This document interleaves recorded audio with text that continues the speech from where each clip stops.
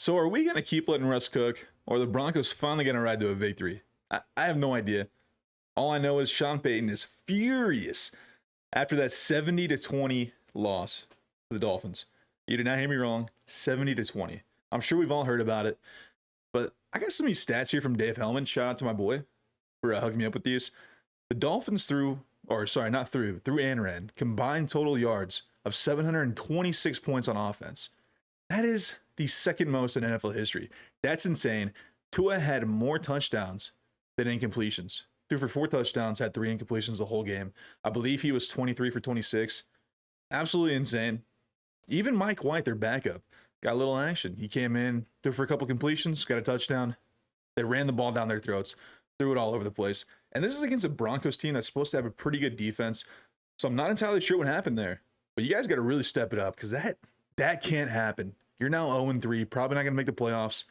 And with a performance like that, you might be looking to be the worst team in the league. And now we head on over to Washington.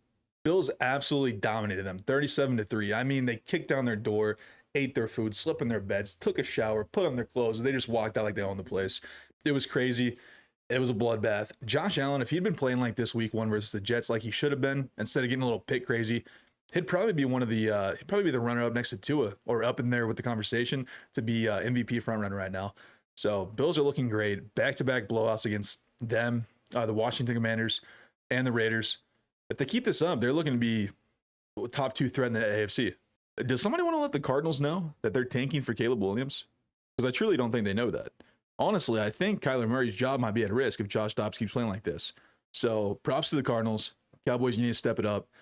That's the easiest team you're going to play all year. So we'll see what you can pull out of the hat. If this is how you're going to play the rest of the year, it's going to be a tough road because you're probably going to have a losing record. This Chiefs-Bears game, 41-10 blowout by the Chiefs, it should have been what the Cowboys game was as well. Only thing is, you can trust the Chiefs and you can't trust the Cowboys. So Taylor Swift, making her home game appearance for the Chiefs. Travis Kelce doing his thing. Patrick Mahomes. Got Chris Jones back. You got the whole squad back, guys. So they're looking to be in full rhythm again. It is against a terrible team, but credit where credit's due. Cowboys couldn't get it done, and the Chiefs did. Something I don't think any of us expected. CJ Stroud went to Jacksonville and beat the Jaguars 37-17. I think people thought it might be close because it's a divisional game, but I'm not sure if anyone thought he was actually going to beat them. Jacksonville, playoff team last year, won a game over the Chargers. 27-point comeback. I mean, good job, Texans. Like, seriously. CJ Stroud outplayed Trevor Lawrence, and he's looking like the best rookie quarterback right now out of that draft class. Now, obviously, it's only been 3 weeks, but out of the first 3 drafted, him, AR, and Bryce Young, he's the only one not hurt right now, and he's balling out. He hasn't thrown an interception. He's looking really good. So, Texans, D'Amico Ryan, first win. Congratulations. Now, speaking of AR, we can move over to the Colts, who went to Baltimore and beat the Ravens. Another surprising win. It wasn't a very good win like the Texans game was, but they got the win against them nonetheless. Lamar Jackson, pretty rough game, but Gardner Minshew, he stepped up as their backup quarterback since AR is out right now. He stepped up, was calm, poised in the pocket. The game ended up going overtime, and just when you think Justin Tucker is going to go out there and do Justin Tucker things, he ends up missing a 61-yard field goal, and it was right down the middle. It was just a little bit short. You hate to see it for the Ravens fans out there. And there was also no PI called on Zay Flowers. It looked like there was going to be. They didn't get it called, which gave the Colts an opportunity to kick a field goal and win the game. Like I said, not a very good win, but a win nonetheless. Colts lead that division now, which is very surprising. Everyone thought it'd be Jacksonville pretty handily this year.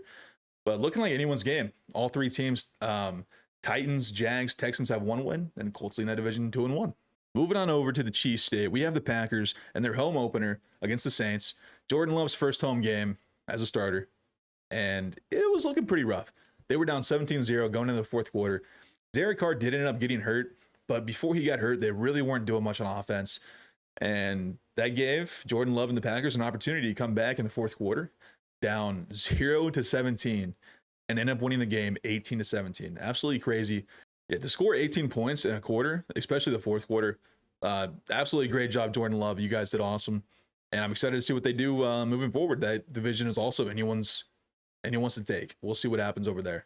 Now, what we have here is probably the most important game of the week. We have the Chargers beating the Vikings 28-24 in Minnesota with a very, very questionable call. With 2 minutes left in the game, Chargers have the ball, 4th down, up by 4. Instead of kicking a field goal and going up by a touchdown, their head coach opts to go for it, and they don't get it.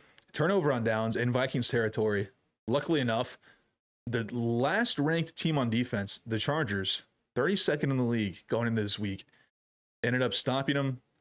They didn't get any points out of it. I have no idea how, and they won the game.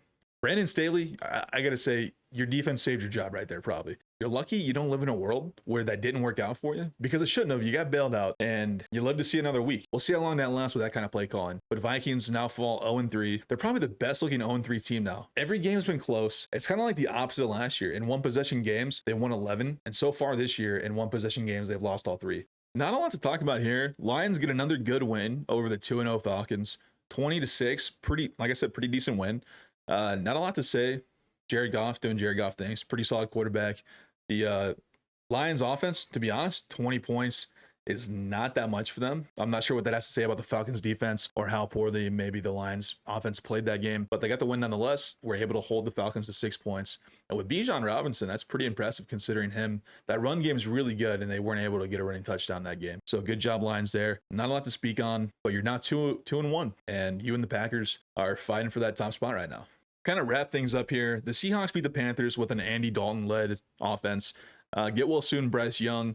The Steelers beat the Raiders in what was surprisingly a pretty good Sunday Night Football game. I was hoping it would get flexed out, but it actually ended up being pretty good. Oh yeah, and the Browns blew out the Titans 27-3, and Zach Wilson lost. And that pretty much wraps up week 3. We still have the Monday Night Football games tonight. The Eagles, Bucks, and Tampa Bay, which I think the Bucks actually will get the upset victory there. And then we have the Rams, Bengals, which if they sit Joe Burrow like I think they will, I'm pretty sure the Rams won that game. But yeah, guys, if you enjoyed this video, make sure to like and subscribe. Comment down below what videos you want to see next, and I'll see you in my next video. Later.